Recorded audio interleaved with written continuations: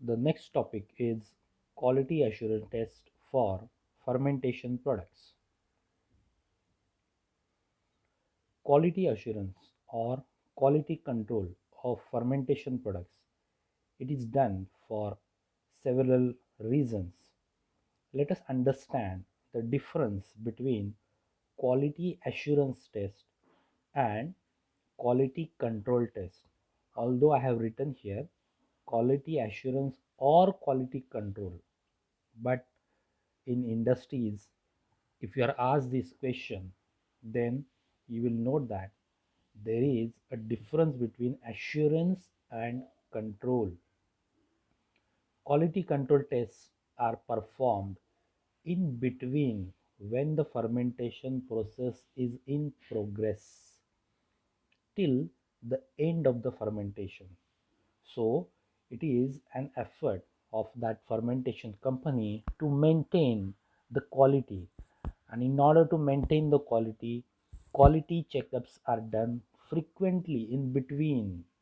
So, that is called as quality control. Quality assurance tests are performed always after the fermentation process, always after the formation of product. So that is the difference between quality control and quality assurance. So these are done for three principal reasons. This is done for three principal reasons. Sorry, the spelling of principal is wrong here. It should be Principal. Pal. So these are the three reasons. First one is to determine the quantity of desired product in the preparation or fraction being processed. Second, to determine the activity of the desired product. And third, to determine the purity of preparation. The product checking is done during the fermentation and downstream processes.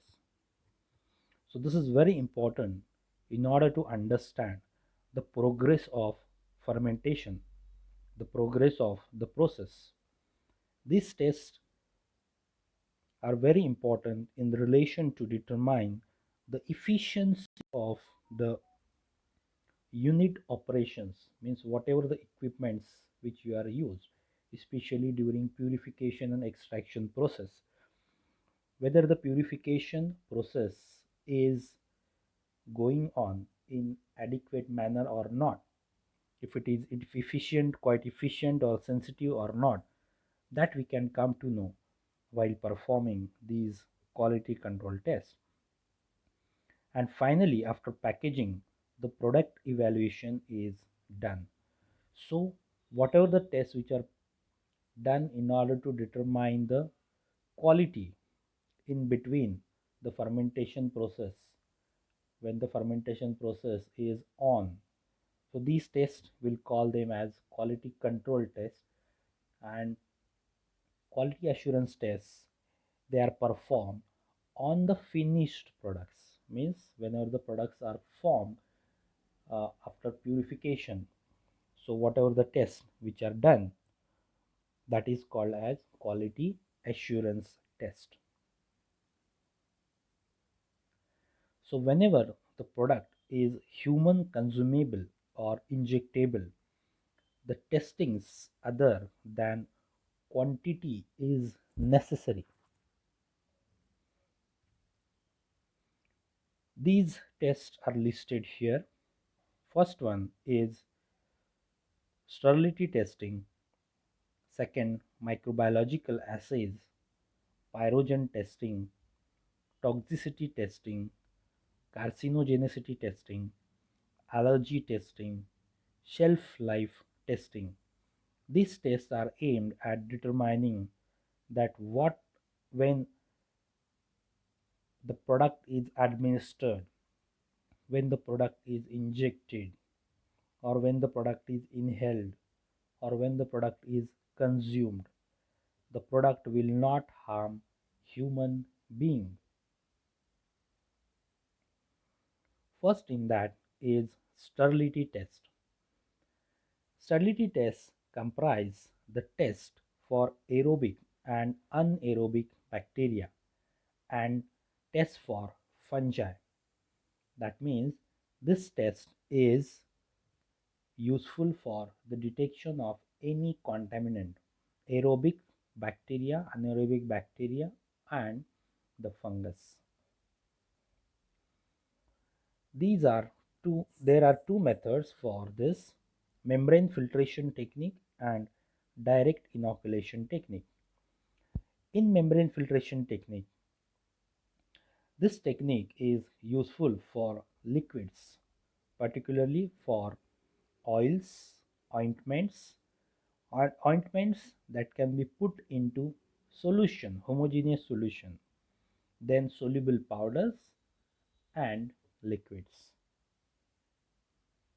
The apparatus used for this membrane filtration technique is membrane filtration assembly, sterile, holding a membrane of 0.45. Nowadays it is 0.20 micrometers pore size with a diameter of 47 mm.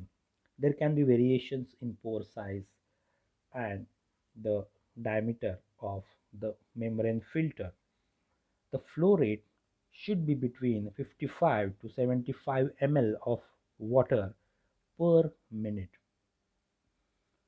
It is allowed to pass through the filter under pressure of 70 centimeters of mercury.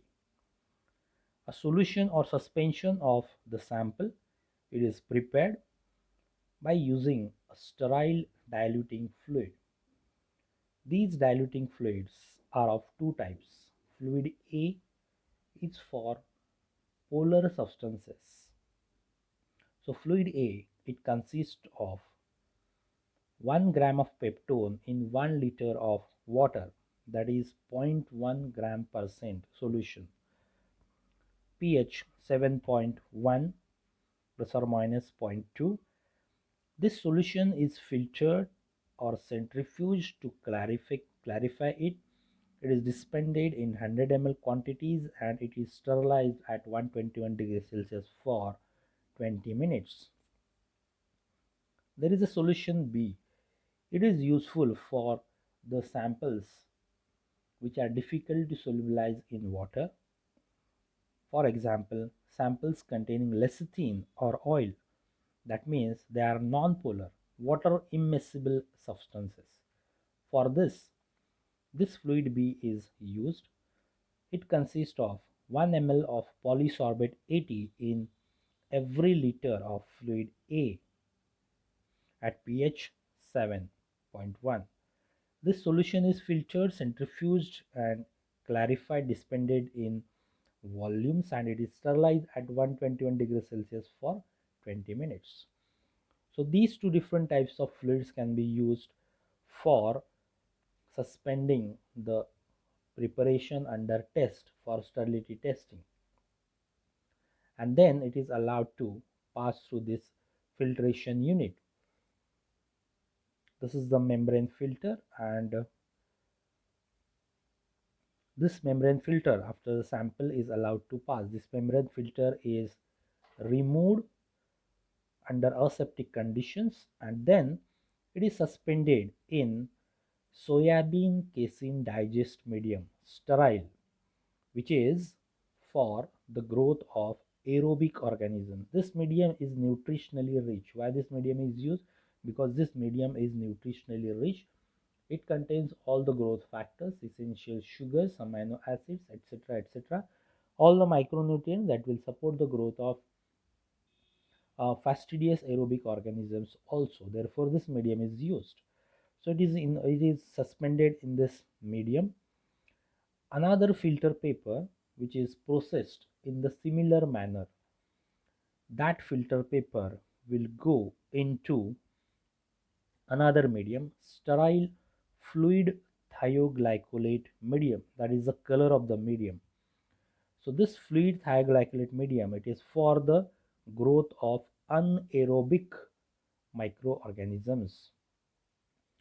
Then these are incubated at 30 degrees Celsius for 7 days, and they are under continuous observation for the presence or absence of any turbidity. So turbidity checks are made. This is how the samples are processed. You can see that the membrane filters are connected in a syringe for the handling of large volume of samples under test.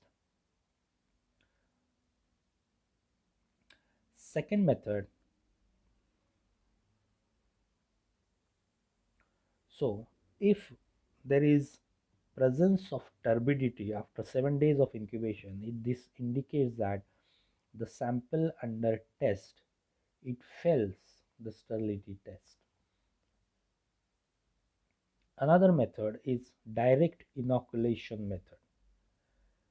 This direct inoculation method, it involves the direct addition of this sample into the liquid growth medium, that is sterile soybean casein digest medium for aerobic organisms, or and fluid thioglycolate medium for anaerobic organisms. These tubes are then incubated at 30 degrees Celsius for 14 days and turbidity checks are done. Absence of turbidity, the sample under test passes the sterility test. Presence of turbidity, the sample under test fails the sterility test. For oils and oily solutions, 1% polysorbate 80 or other emulsifying agents are used. These are the cabinets or chambers which are specifically made for carrying out these types of tests, sterility tests. The floors are clean, the whole chamber is clean, glass cabinet, and inside that you can see the inoculation hoods, which are of course sterilized with the passage of UV. These are the chambers in which these types of testings are done in industries or in laboratories. These are the inoculation rooms or for aseptic transfers.